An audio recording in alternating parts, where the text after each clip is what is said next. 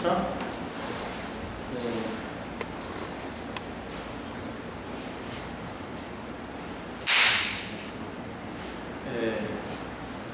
Então, a satisfação da gente receber o professor Niklas Gericke aqui da Universidade de Karlstad, Departamento de Ciências Ambientais e Ciências da Vida, e o coordenador do Centro de Pesquisa em Educação e Engenharia, Ciência e Matemática da Universidade de Karlstad, na Suécia.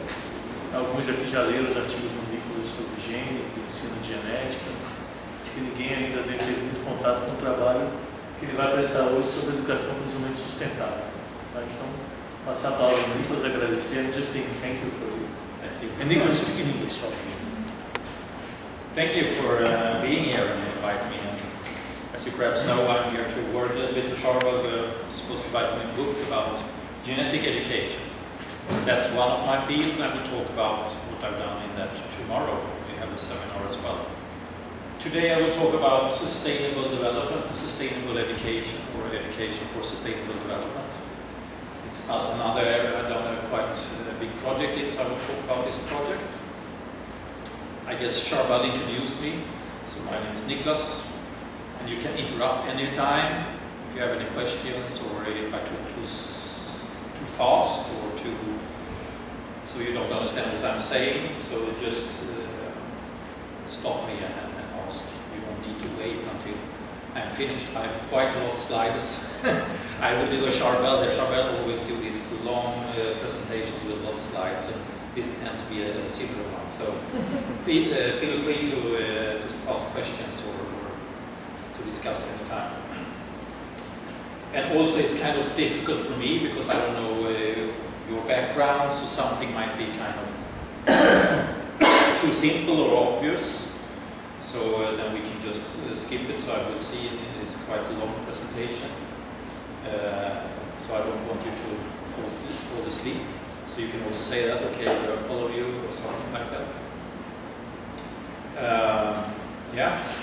And if I will join, for me, I come from Sweden, I'm still a little bit jet lagged. Maybe it's about 8, 9 in the evening now, so if I'm looking tired, it's because of that. So, I will start my talk, and I will first of all say that this is, what I will describe now is a little bit of a collaborative project, which we did in my university. This project is more or less ended now last year, but we're still working with some data. And here are collaborators in the project. You see 3 PhD students here. You got this one you could use. No, but this was very difficult to handle. No, it took way too long. Daniel there, and Teresa and Anna, they are PhD students. Yeah, we have. And then we have here also Kurt is working with school organization research. He's also been involved in the project. And here is Shun Zhang, who collected project data in Taiwan in this project as well. I won't talk about it here, but she was a professor at our university, but she's now working in Stockholm. And Jelko Poe is from Antwerp. He's also working on a project with some of the data. So, what I will talk about now is I will talk about environmental issues related to sustainability and the difference. Is that something you have discussed, or do you have sustainability education in Brazil, or do you make any difference between those two? I will talk a little bit about that, the educational perspective. And then the implementation, because this has been very emphasized during the last decade. And during the year 2004 to 2014, the UN proclaimed the decade of education for sustainable development. So they changed the curriculum in Swedish schools. And this is a kind of big-scale study which looked into, okay, what was the effects of that? So that's what it's all about. So I will start here, more theoretical, and then go into this empirical part of this project.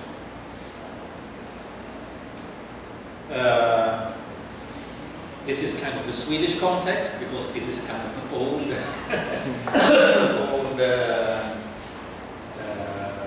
presentation I took the slides on But here in Sweden, for example, I'm living here, and these are the different national parks. Here are some of them more in northern Sweden. You know, Charbel was visiting me in some years ago, and it was November, and November is very dark in Sweden, and he wanted to go up here. Obviously, it's one of those places.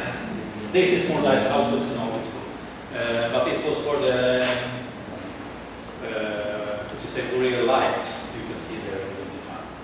But if you go back in the year 1909, I mean, this is almost over 100 years ago, and that was when these environmental issues became important in Sweden. Brazil, perhaps not. I'm not sure. We can discuss that later on. Because then they started to make national parks to preserve what was left. Then, since scarcely populated up here, there are bigger national parks like you have in the Amazon, I guess. And so nature conservation. If you go up here in 1962, this was a famous American book, Silent Spring. You have it perhaps also. So in the decades after the Second World War, environmental problems are first raised in society.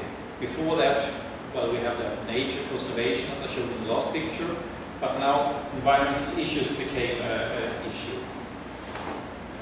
This is perhaps one of, we could talk about environmental issues, the use of DDT. In Sweden, I think it was prohibited in the beginning of the 1970s, 40 years ago. This is a typical way of teaching environmental problems, I would say, in the Swedish textbook. We have the trophic system here and the accumulation of these pesticides in the ecosystem. Here is a very typical Swedish problem, because the ground in Swedish is very made of not sedimentary rocks, but very hard rocks, and there are not so much,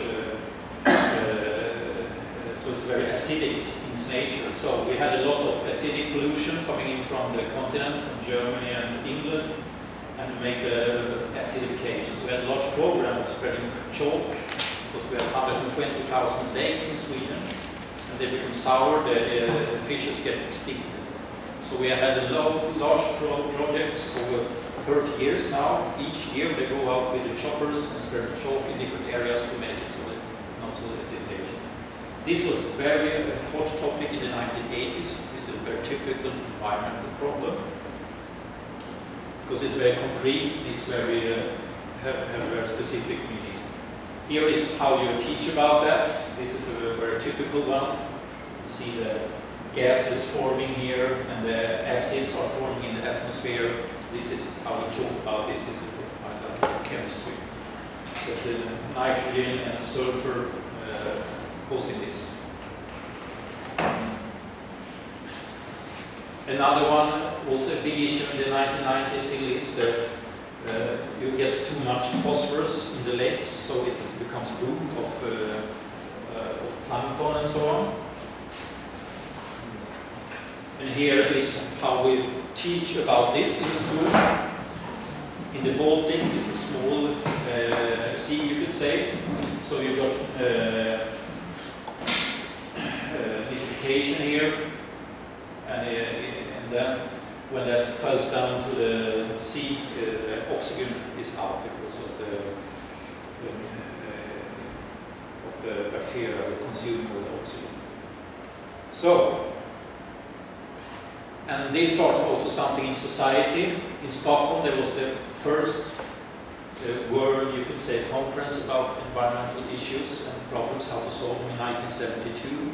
There was a new one in Tbilisi. And this perhaps is very famous report from 1987. And here, sustainable development was first, you could say, coined to the bigger audience as a concept, as an idea. So there is a change here, you can see, from nature conservation to environment problems. Environment problems are very scientific, it's nature. There's a very fixed solution to it. You decrease the output of sulfur or nitrogen or acidification and so on. Also here you have this famous meeting with the Agenda 21 that stemmed from the Rio de Janeiro meeting.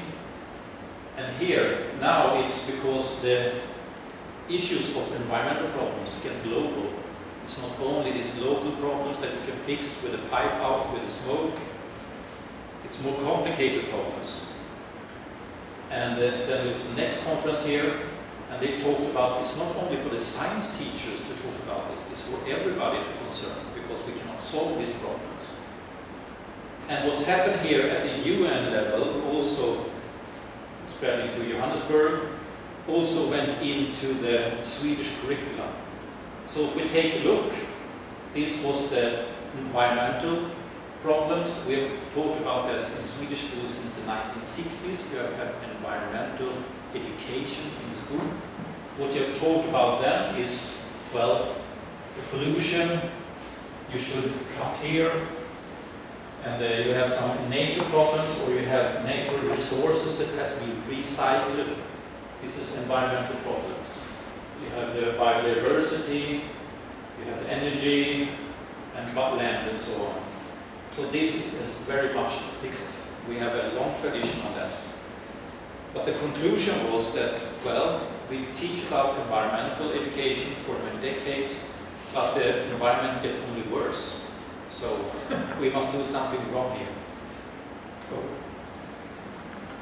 So the idea was that it's not only about the science behind to stop the pollution. The pollution in itself is depending on the economical and social issues, that you need to, people have food before they can take care of the environment. They need to have good conditions for workers, social justice and so on. And this is a world, first and second world problem, the balance of resources. It's not only about the environment, it's also about social issues and economic issues. So this is the more idea. If you go into sustainability issues, it's much a broader concept than environmental issues. So, yeah. So it's a broadening of the scope from environmental to sustainable development. And you heard it in the name, sustain something, but at the same time develop something. So this kind of a strange concept really. So in school, we went from environmental education to education for sustainable development. And these, of course, are very political concepts. They came from the UN politicians that decided upon this.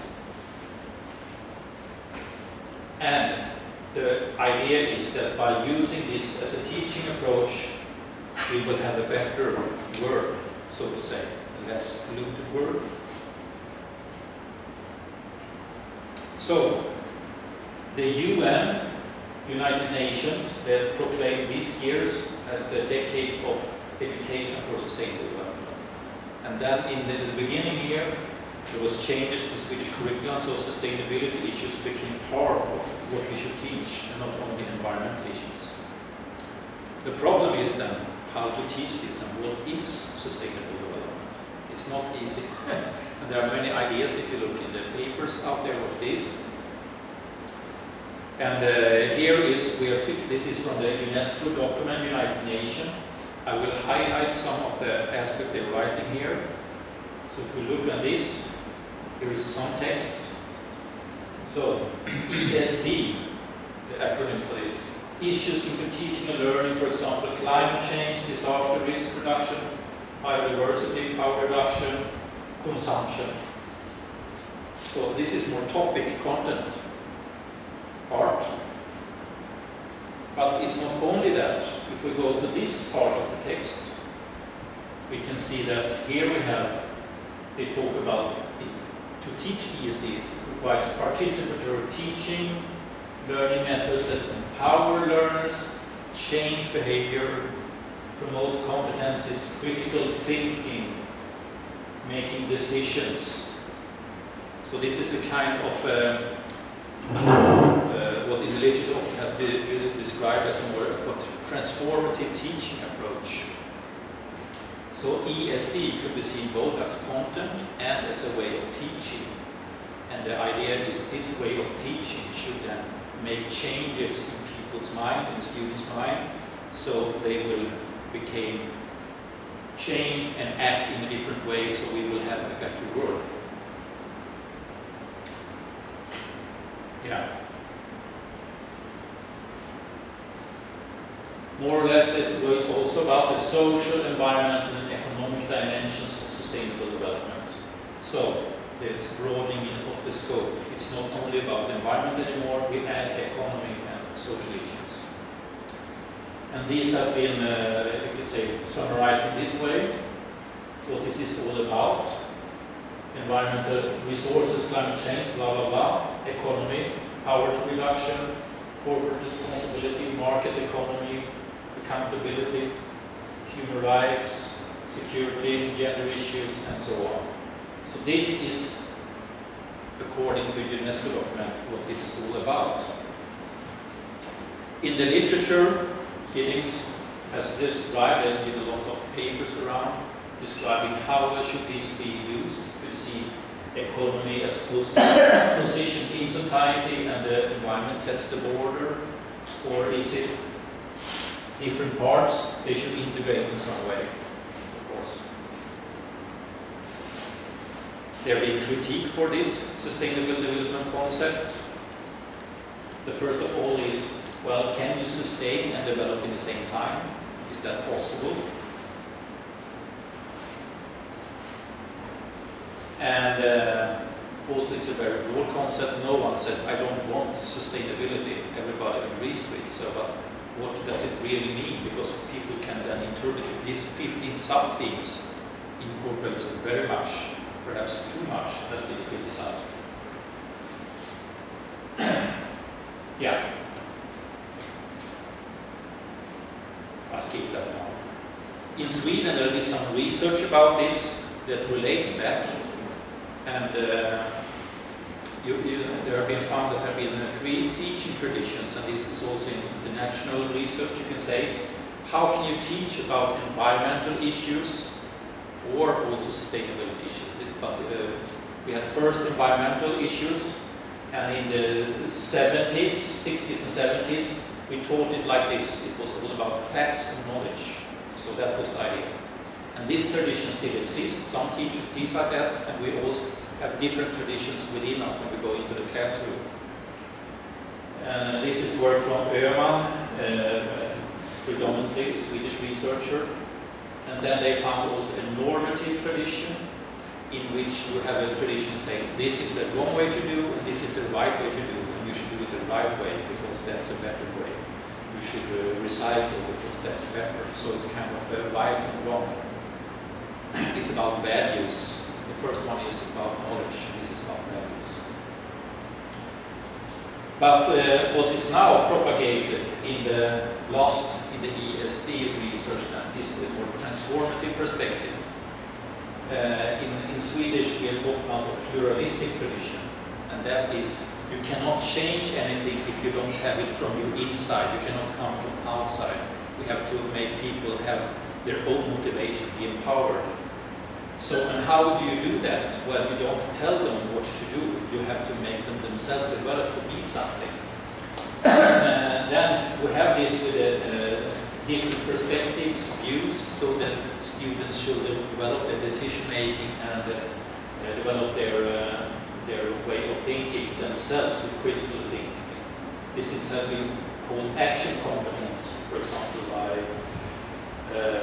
some Danish researchers, and the idea is here to promote this action competence. So you have different teaching tradition, and this is now what is supposed to be the way. It's a very normative way to say it, but this is the one we're striving for to teach them. So this is how we could define ESD.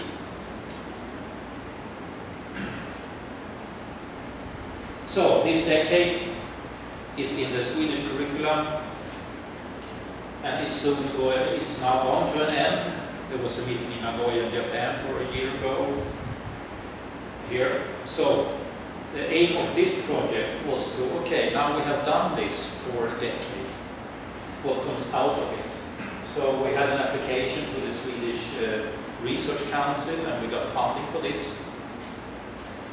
So the idea was see what's going out, what's the outcomes in school, but also to find good examples. Yeah, and we had done a previous study before that based on teachers, some papers here, before we sent in this application. And we had that with 3,000 Swedish teachers in upper secondary school. And we found it where we looked into these different teaching traditions. And we can still see that still many of them teach according to the old environmental perspectives. There are big uncertainty how to teach about economic issues. Teachers have big problems about that. They're not used to that. Social science teachers work more according to this tradition than science teachers. Science teachers are more fact-based. They are more science-oriented. Many teachers don't ignore it. They don't teach it, although they should according to the curriculum. So still the environmental perspective dominates. But if we go back into this study then, we have looked into different levels of the school. School leader levels, we have one study, teacher some studies, and mostly on the student level, and I will mostly talk about this now. The study we've done after this decade, what comes out of it on the student level. So, the question, is there a difference in sustainability consciousness, the way of viewing sustainability between students that have been taught this approach and those in normal schools? And here we had a problem because we go into schools and we don't know exactly what's happened there. So our selection of schools is because we have large programs in Sweden for ESD schools, and we compare those schools with regular schools. So, and what kind of difference can we see? And we started from nothing. So we first had to develop an instrument. And we have these two groups we want to compare. So, well, we did a questionnaire instrument. Now we'll talk a little bit about how that instrument looked like. Well, first of all, I had this slide. As I said, we have the large programs ongoing in Sweden about implementing ESD. We have this. This is worldwide. I don't know if you have it in Brazil. Eco-schools. Eco-school project. You have it in all countries in Europe. You have it in the US, Japan, Korea, and Taiwan, and so on. And they should then propagate these sustainable issues. They support schools and give them award systems, give them accreditation for it. The Swedish school agency also have a program for it.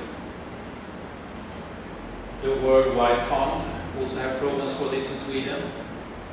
And then there is an organization for in-service training of teachers, which work to help teachers develop their teaching in ESD. So when we did our sample, we went into these organizations and see what schools are working with them, and we tried to find. So we got a list of schools, and then we looked into in which schools do they send their teachers to in-service training, so we can say that we know that those teachers are well educated in ESD. Based on that, we select schools, and then we selected schools, regular schools from a normal school, so we have 26 ESD schools and reference schools, and we looked into so they should be about in the same geographical area, same cities, and have the same kind of students. So we have different databases in Sweden we could use to look into the gradings and the socioeconomic backgrounds. So it was approximately equal between the two groups. We collected data for grade 6, 9 and 12, upper secondary, lower secondary and primary school. And you have an ESD ref schools.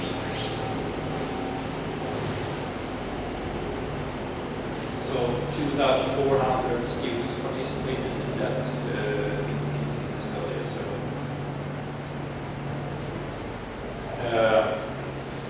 yeah. And then the problem was that we wanted to look at, we have those two dimensions, the content issues and the approach issues. So we first made a questionnaire and we developed a new concept, sustainability consciousness. And this concept we built on the UNESCO framework with sub-themes, which we made a questionnaire of, so we can measure something. So we made items that correspond to these different topics. You might interrupt, as I said. And this is what you could say is the way we have analyzed the data. So we have the three dimensions as we talk about, the environmental, the social, society, and the economy. And in each of them we make questions that relate to attitudes, self-reported behavior, and we have named knowingness, because we thought it was very difficult to talk about factual knowledge this way. So we have more or less made questions about the recognition of sustainable development as an important aspect for knowledge. And then this recognition we call knowingness instead of knowledge, so we should not do a mistake, because this is not factual knowledge.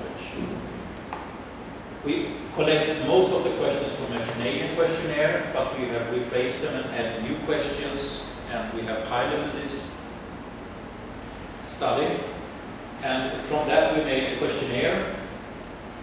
So with 50 items, Likert scale, and here you can see 6 questions: knowingness, environmental, attitudes, environmental, and so on. So here is the items. Yeah, and based on this, then when we calculate, we get the sustainability consciousness, get the measure. So of these 50 items, here are 3. This is environmental knowingness. Sustainable development demands that we humans reduce all sorts of waste. It's a very environmental and natural resources. Here is an attitude question. I think, you take a position.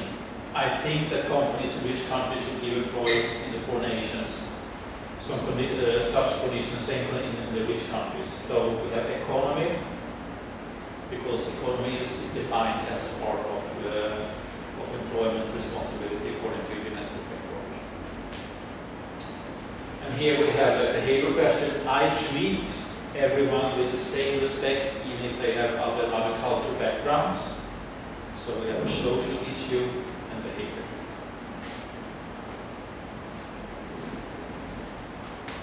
Based on this, we did then statistical analysis between the groups. We did a MANOVA, multivariate analysis of the whole concept, and we also have made ANOVA on the single dimensions of the questions. Yeah. Some reliability of the results. So it's quite reliable. It's a little bit less in the economic dimension, which is not so strange, because the economic subtopics, sub-themes, are a little bit hard sometimes to distinguish from the social issues. So they are a little bit intertwined.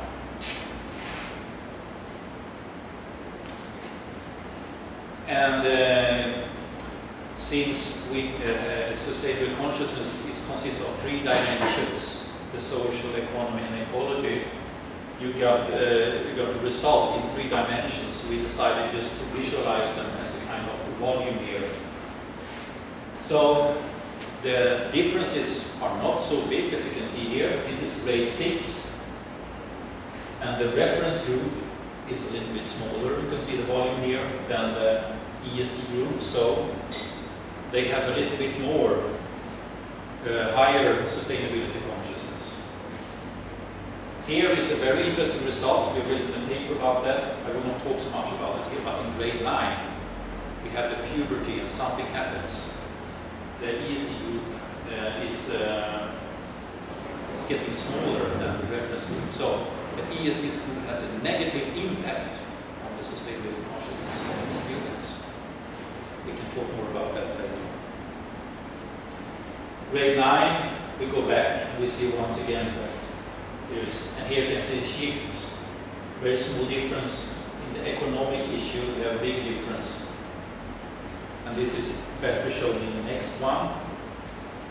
So if you go for grade 6 with the ANOVA and different dimensions, you can see the biggest difference are in the environmental issues. There the ESD group has a more positive impact they teach. In the grade 9, especially in the social dimension, that there is a negative effect. And the reason for this, which I will show you later on, is we think that what's really happening in the schools are not so much ESD teaching. So we'll come back to that, which will explain this a little bit. In grade 12, it's the economic dimension that makes a difference. So they tend to teach more about economic issues probably in the ESD schools for grade 9. So sadly enough, if you go and look for a whole story, schools with an ESD profile that has the support of these agencies, of the government, of the in-service training and so on. No, it's no big difference, unfortunately. Although we see in grade 6 and 12 there is a slightly tendency of a positive effect, and in grade 9 we have a negative effect. So it's a very fragmented, and the ESD profile has small effects, but it depends on age. So based on these studies we get new questions. How come there is so little impact? Is it due to that it is very difficult to influence student sustainable consciousness by a teaching approach? Has the UN get it wrong? Has we spent all these billions of dollars on just political ideas that has no connection to reality? Maybe. Or is it due that ESD schools are not implementing ESD according to the recommended approaches? So luckily for us, we were adding more questions in our questionnaire. We didn't only talk about student outcomes in the case of sustainability consciousness.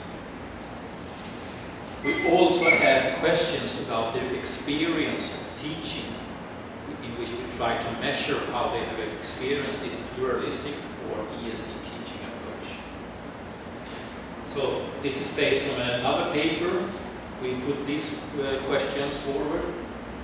To what extent is ESD, and we define that as holism, that you integrate different perspectives, and pluralism, that you let different critical thinking, different viewpoints coming into the classroom.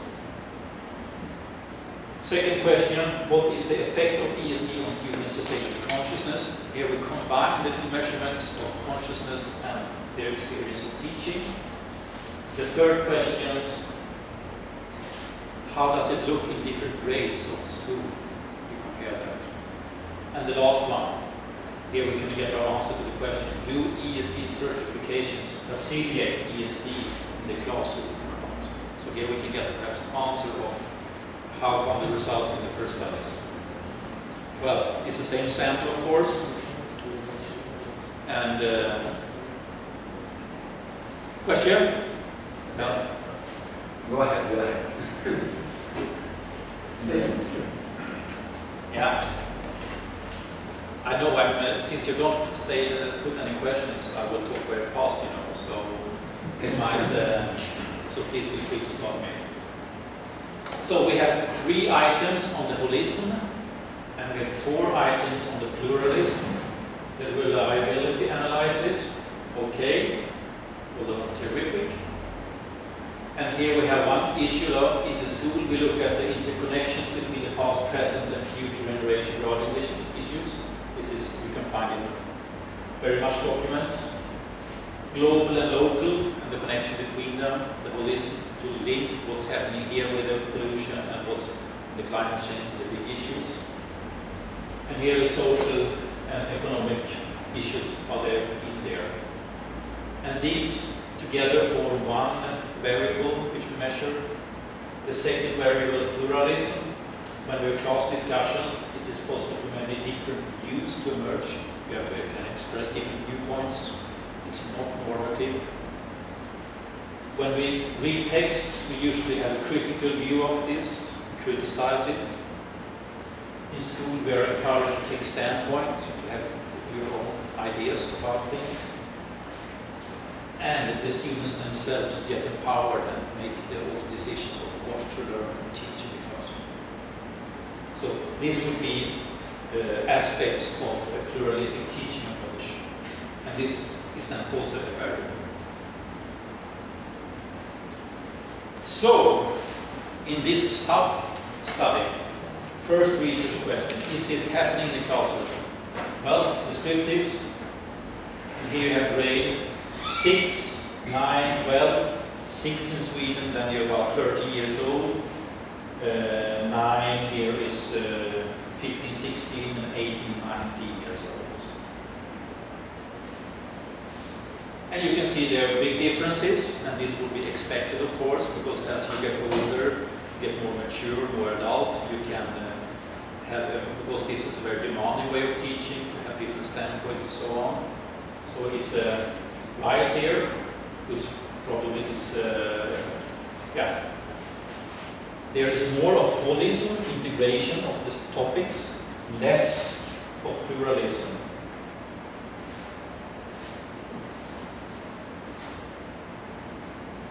Yeah.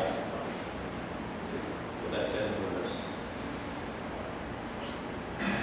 And this is how you look at when you do a modeling.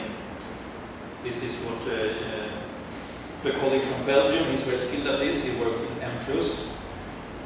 And here we have the variables of the experience of teaching. And here we have the variables of the consciousness construct, the outcomes. And when you do correlations between them, what do correlate? What has importance for what?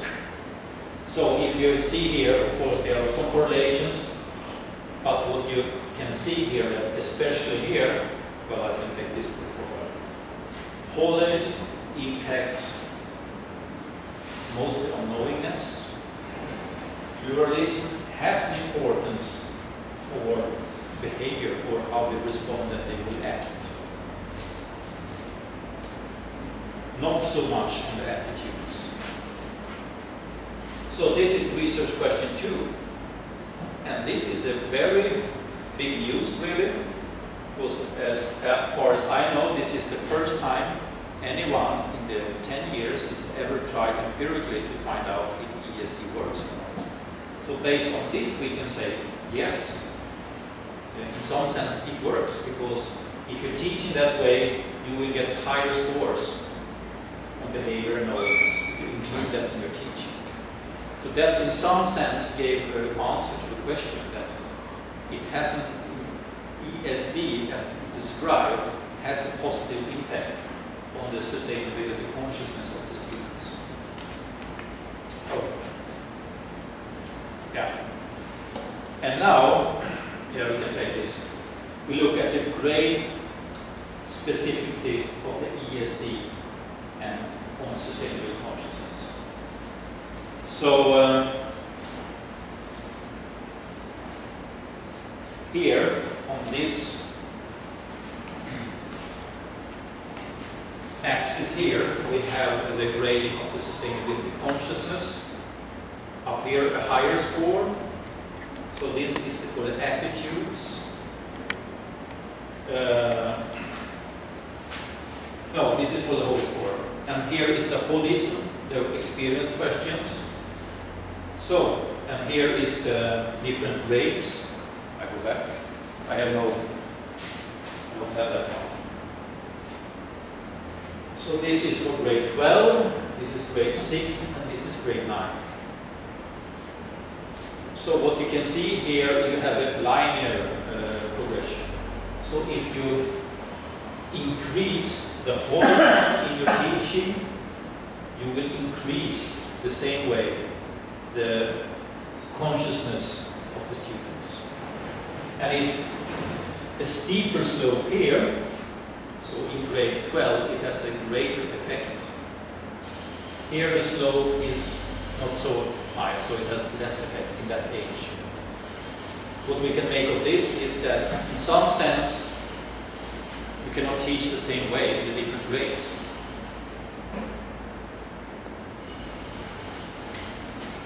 Yeah. I already said this, I guess. Yeah. Greatest effect in grade 12. Here is very interesting.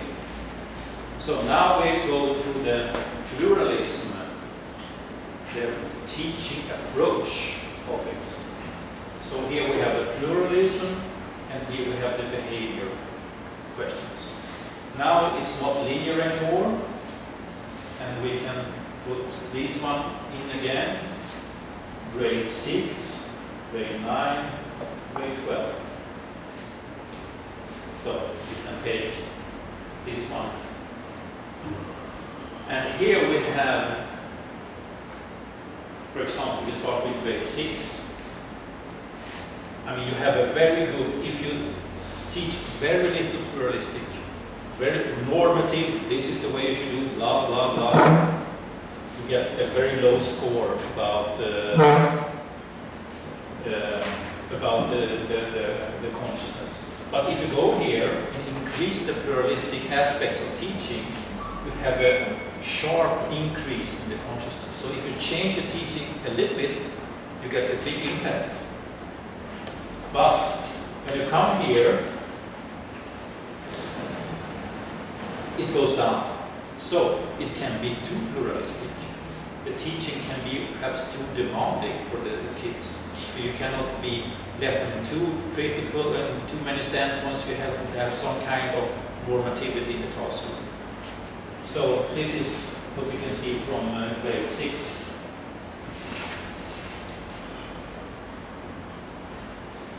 Grade 12, you can see it's kind of almost linear. And these are almost adult people. I mean, 18, 19 years old, so you are adult.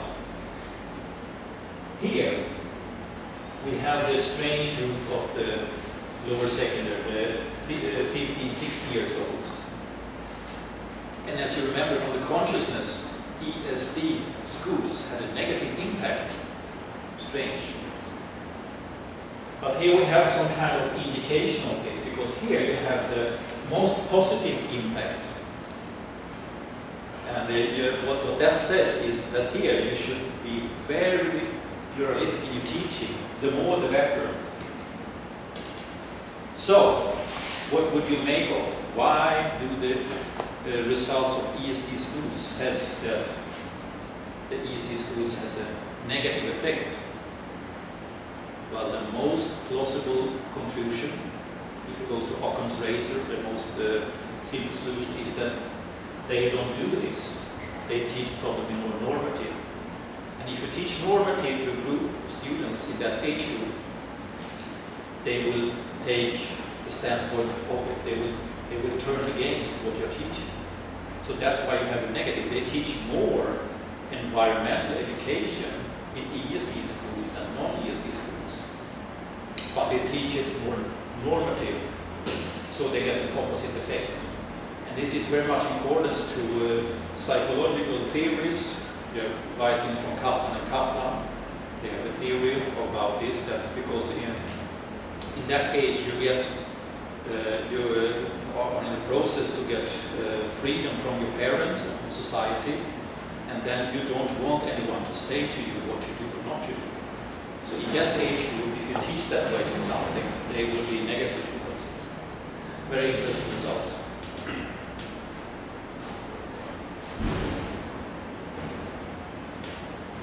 Yeah. And this then, here you have the holism and pluralism, and you have grade 9. This is schools that not participate in ESD certification programs, schools that participate in ESD certification programs. If you go here, pluralism, we have confirmed results. The students in the ESD schools experience less pluralism. Though in grade 12 here, the ESD schools here do include more holism and pluralism. So that in Swedish context, the only one that really had changed the way of teaching from the old environmental education way to the sustainable education, pluralistic tradition, is the grade 12 schools. These ones are still in an old framework of teaching.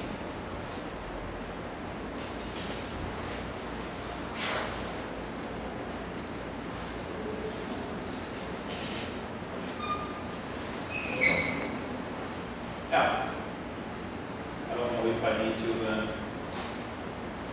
So, if teachers approach holistically, students will have the increase in knowingness. Pluralistic have a positive effect of behavior, and these are grade specific. You cannot teach the same way through the system, school system. Certification programs have the potential to facilitate, but they do that in grade 12, yes, but not in our class. So you have to adapt the teaching to the specific grades, and we need more research here to really see what's happening in the classrooms. I have more slides. Are you up for it? Otherwise I can. So this was the student level. And we have also looked into the school organizations in one PhD student, Anna Mogren, and we work with a school organization researcher. She's done studies at the school organization level. She has looked into to school leadership, talk with those ones to lead the ESD schools, how they are viewing quality working in schools. And then in that part of the project, we have used one of the collaborators, Hans. He's now retired, but he still works. He's developing this model that describes how a school works. And this is a theoretical model. It's not like this, which is met. It's not like the structure of who is deciding what in a school like this. This is a theoretical model of how a school works. And it can describe how a well-functioning school works. According to this model, you have 3 parts of the school organization. And here you have pedagogical activities, the teaching in the classroom. And if they work in line with each other, they support the teachers in the classroom. You get the better outcomes of the teaching. If they are not functioning well, you get problems here, you have less outcomes. So, shortly, it's very important for a school to have some kind of an idea, overriding idea to work against. And that everybody in the school system, teachers, staff and students are aware of what is the vision of this school, what are we heading for. So a holistic pedagogical idea. Then you have these different parts of the school organization.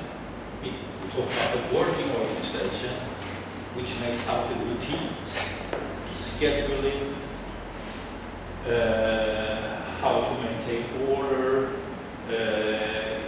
which way the teachers collaborate in classroom and everything. So this is making the routines of the school.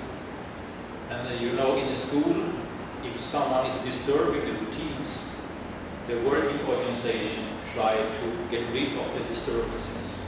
So this kind of conservative part of the school organization that keeps everything in steady state, so it's going on. And then you have the development organization.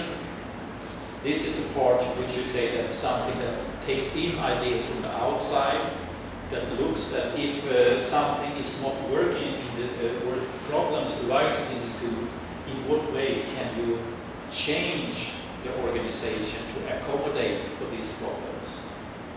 And the idea here is that you need to, of course, have routines, but if this is too emphasized, it becomes very conservative. And although you have a society outside school, it will not change. So, if we outside society have a change from environmental issues to sustainability issues, if you have a school that is very focused on the working organization, they will not take in the new ideas. They will just keep on because we don't need any disturbances. We have good routines. We do what we have to do. So, if you look into a school, you can see, okay, what kind of idea do they have an idea?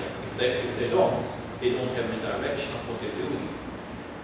If this is very in line, of course, it will be very efficient, but it will be a very conservative organization, not taking new ideas. So you need these kind of here to work together. And we have worked that model. This is work in progress. We have submitted 2 papers, and we are about with the 3rd one as well. And here Anna worked with, she was into these 10 Swedish ESD profile schools and interviewed the school leaders and principals. And what she talked about here with the school leads was to see what kind of holistic ideas do they have, which part of the organization do they work from, the working organization or the development organization. And from that we have found that they are working with different, you could say, quality strategies. Here from cluster analysis, we could see from the concept maps, see what kind of ideas are governing their work in the school leader level. And we found 3 clusters that were more in a transformative perspective, and one that was more in a conservative perspective. And here, one group is more looking into the internal interactions of the school, and one is more into external. And here we found one school that were possible that could combine both. And this was very interesting, but of course when we compare with the school data from the student level, they come up very differently from the others. This is still work in progress. So I'm just talking a little bit here what we are looking into, what is governing these EST schools, what relations do they have in these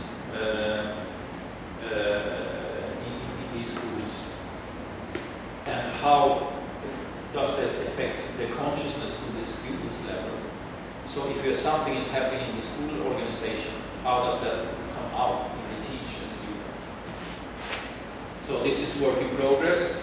We cannot say anything clearly yet, but we have data on that some schools, and this particular school, that could combine the working organization with the development organization. We found that the experience questions which I talked about previously, they had a quite different kind of teaching in that school. So we can find a link between what's happening in the classroom and what's happening, how the school is going. Yeah, here is some published papers about what I talked about here. And we have a couple of other papers in the pipeline.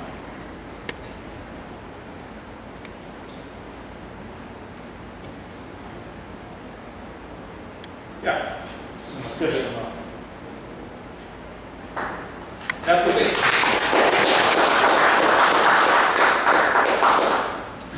Questions?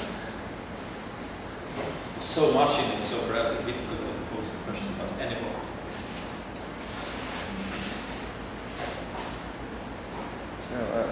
One question more is that the 90 students in knowledge, attitude, and behavior, you have the data bounce, they go down and then they go upwards again. And it was astonishing that it comes out so well. It seldom does in a study. So it was really experience that it was so clear results. But of course this is a big project, many people worked in it for many years, so I talk about it in an hour, but it's kind of many hours and people's working with this. So it's but the students who answered this questionnaire, they had been having ESD education, the DSD model, during the previous years, from 6 to 12. Good question. Well, in the Swedish system it's quite complex. We have you have what you call elementary school for 9 years. It's obligatory for everyone. You start with grade 1 and then to grade 9. And often you change school. Not always, there are different schools. Some schools you can work in the same school. Some schools you change after grade 3, after grade 6. So it can vary a little bit. And also the students are free to choose their school. So you can, as a parent, you can take your kid and say, well, I put my kid in that school. And you have this free school system. Most often they go in the same school. So and several of the schools were the same for grade 6 and 9. But from grade 9, the elementary school is out. So you always have to choose to go to the grade 12 and then 10 to 12. And that's kind of, you have to go to different schools. But the ones in grade 12 has gone 3 years in the same school.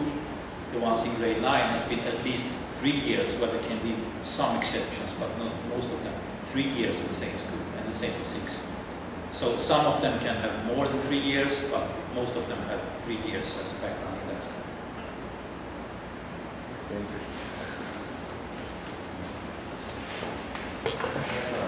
Yeah. And you said that consciousness, that sustainability is divided into 3 perspectives, you know? Yeah, the dimension, yeah.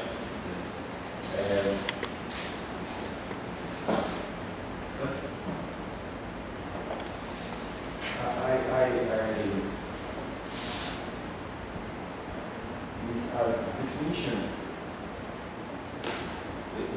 Sustainability is composed by these 3 perspectives. But what is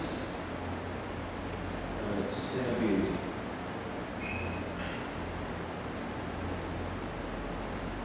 Yes. And that's the problem, of course. There is not one answer to what sustainability is. And you have all this literature out there. You have the policy documents. You have different authors, scholars written about this. So you have to take a standpoint. So when we did this, of course, sustainability consciousness is a construct that we created in this project. So it's our invention of it.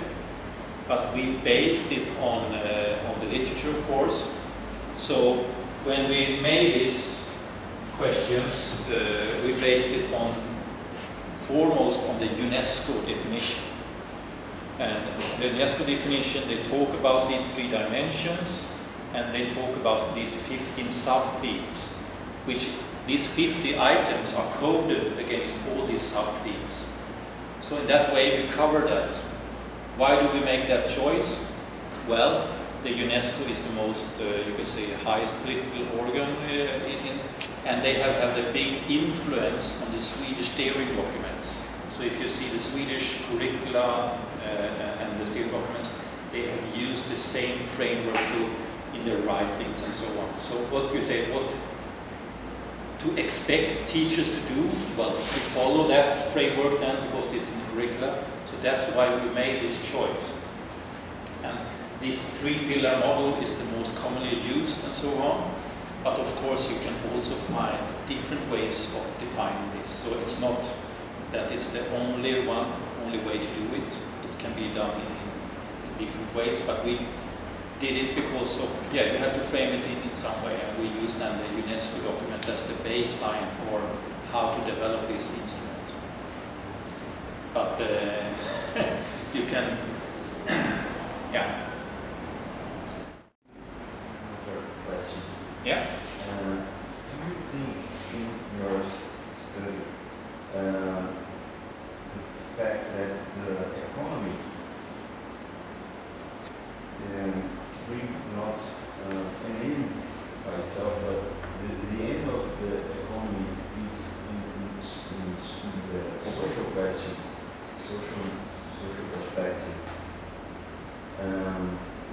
Do you think the students who have applied questionnaire would have difficulties to separate these two perspectives because of this? Because the economy is of instrument to social aims. Yeah. Yes, I think. I mean, you have of course. I mean, economy in itself is. You're totally right about that, and there is a lot of literature about it. It's not in itself an aim. I mean, socially, you can talk about well-being. It's an aim. I want to feel well and have a good society. Economy is a mean to get that aim in a way, and it can also be a mean to get a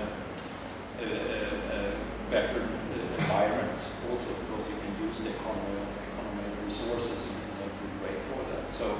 So there is a big difference between the economical issues, I think, and the social and environmental issues. So I totally agree that you have a point there, that economy is a mean. It's not. I mean, of course, you want to get rich. More people want to get rich, but it's not for the money's sake. It's what you can do with the money that you are that you want to do, of course. And that is the and that is very interesting, because the economy is such broad. You can talk about different kind of economies, and we can see that in the questions. And I didn't include that here, but we also had other questions. For example, in which we let the students make choices, decisions. So they get 6 options, and they had to choose options based on a case. And then you can see that in those questions, the issues of economy and also environment get get more important for students, while in the social questions get reduced in importance, get less ticks in the answers. So, and there you have also, because when you talk about the economy, I mean, you can use economy to get society better, but you can use economy to your own, so you get better. So it's kind of different values there behind it. So economy is a very trick concept, and what's behind it. And we got some really interesting results here, because as we talked about the economy, what is economy? We had 2 questions about economic growth and how if they are positive to economic growth in relation to sustainable development. And when we used those questions to categorize the students, we could see though that we got 4 clusters, and students that prioritize economy get lower scores on the environmental dimension. So you can see that there are some kind of background values or behind this, that people can either be more positive to economy and then less, more reluctant to support environmental issues. So we have also data on that. So the economy is very interesting because there are different aspects of economy, and as you say, it can be for social justice and benefit for all society, but it can also be for growth or benefit for myself and so on. So it's difficult, but it's very interesting, I think, for research, because it's very much in that you can find decisive things that make people, otherwise you get small differences and hard to see things, but if you ask economic questions, things happen in the data, because you discern that they have different kind of values behind it. My question is, what kind of social engagement produces this kind of education?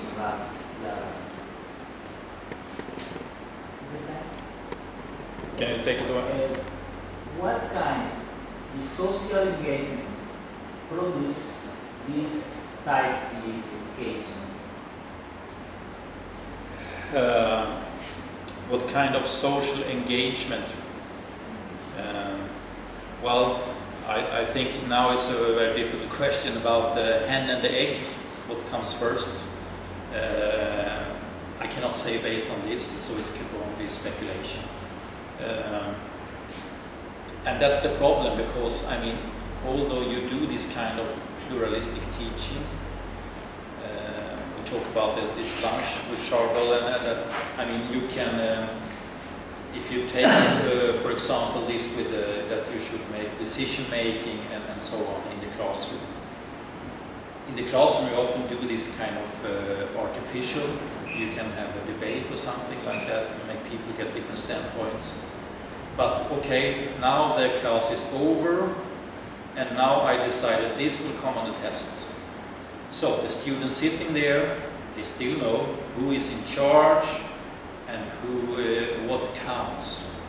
This is what we did with this kind of debate. It's only kind of a game. It has no impact on my ratings and stuff that is important for you. So although the teacher might say, I have done this kind of teaching realistically, well, the students will probably not experience it in that way.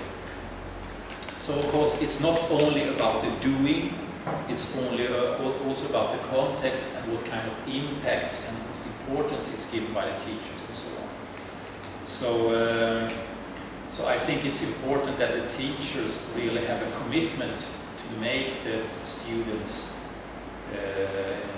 co-creator of what's happening in the classroom and be engaged and get them the power to decide things and be really engaged and make decisions of what example is, what they should do in a project and so on, and not only in a superficial way. So, so I think it's hard to say what makes this happen. It's the teacher that has to have the belief that this is a good way of teaching. And how to make that happen, well, I cannot answer really, but a good teacher education and probably what they have the beliefs when they come into the teacher education. Yeah. A commentary. Just first of all, about that you asked about sustainability education in Brazil, it doesn't exist. And yeah, it doesn't exist. We have nothing like that in the curriculum. We're still into the environmental, classical environmental education. And I think there are two sides for it. On the one hand, the very idea of education for sustainability faces all the problems, all the conceptual problems about sustainability that you pointed out. So it's not obviously good. So we do not need necessarily to lament on that. On the other hand, this is in connection with Jairo said, it's not likely that in Brazil, and I think Latin America as a whole now, will do any advance towards anything better in environmental issues, because we in a very, the political situation now doesn't allow.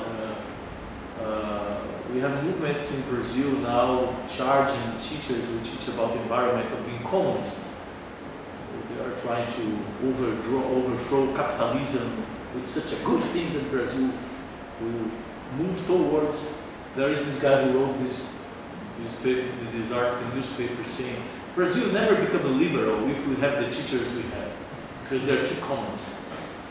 So issues like sustainability are charged in Brazil now being communism, and issues like gender issues too. So this is happening all around Latin America. So even despite the limits of sustainability education, we are not moving there. But this was just a comment. I have a question about the methods. We discussed during lunch these problems in changing behaviors. Very complicated. So one of the problems is trying to teach about sustainability is because this will tend to go into the knowledge. People teach about knowledge, perhaps try to address values, interests, practices. But in the end, you need to change people's behavior, and this is very hard. And when you get the data, you get self-reported behavior. That's an interesting problem, because on the one hand, everybody knows there are limits to that. I can say I do things I never did in my life, so self-reported behavior is a problem. But on the other hand, what else can we do? How we can get more direct data on behavior? So I'd like to discuss with you that. I'm not sure you are sure about the limits of self-reported behavior, but what else can we do? Because every time we talk about investigating practices, attitudes, behavior, someone will say, oh, but self-reporting is a problem. So what else can we do? Yeah. I mean, that's of course a very difficult question, and I mean, it goes the same for interviews and most of the data that's kind of second-hand opinions, then we only have observations left. So can we do observations? And these kind of observations, of course, it's not measurable. Of course, there are psychological research. They do kind of very experimental designs, in which you can pose people in different situations. But also, it's a problem because now you're always trying to get some kind of long-term behavior. And I mean, and it's also so kind of the issue is that although if you could measuring behavior, you always have, if you look into these social cultural theories, you would know that behavior is not constant either. You behave differently in different situations. So if you are in one situation with one group of people, you will behave in one way. So if you are like in the European championship and in a bunch of young guys from shooting rockets and fighting on the streets, but then they go home to your family and then you are a normal guy and doing other stuff. So people's behavior are not constant, like their attitudes are not constant and their ideas are not constant. So I think in research you can only get kind of indicators of what they do. So I would say that, of course, in the long run, you could say that you could, of course, do specific studies on kind of behavior and try out the instruments and see if in a situation if you could make observations or to in some kind of way validate it. But you would still have the issue that also behavior is context dependent and not constant. So yeah, I will say that this is a very difficult problem, and I don't have any. I mean, in the classroom, you can see, you can make observations, and you can make. Well, we have some possibilities nowadays because you can use big data. For example, with the new information technology, so we could collect data in people's behavior in front of their iPads or phones and so on, and you know, often this kind of marketing and consumer research, they are more into this and they are more ahead of because they are in the capitalist area. So I think that could be a way to also look into to behavior, but then of course you will be limited to the kind of behavior linked to the artifacts. So, but that could be also future. That would be interesting. Yeah. build like a kind of platform with situations where people could log in and take decisions. Yeah, well, I mean, if, for example, I have the problem here is there is so much data. If you could access to Google or Facebook, you could do this kind of research. They store everything. So, you can just take a group of people and look into how they, see what they look into, so something like that. We actually had a research project at my university, which got funded, and their idea was to look into how teachers use Facebook for sharing communication and teaching ideas. But the problem is that when you sign into Facebook, there's this 100-page, and there's one bullet, no research allowed on the data. Oh, yeah.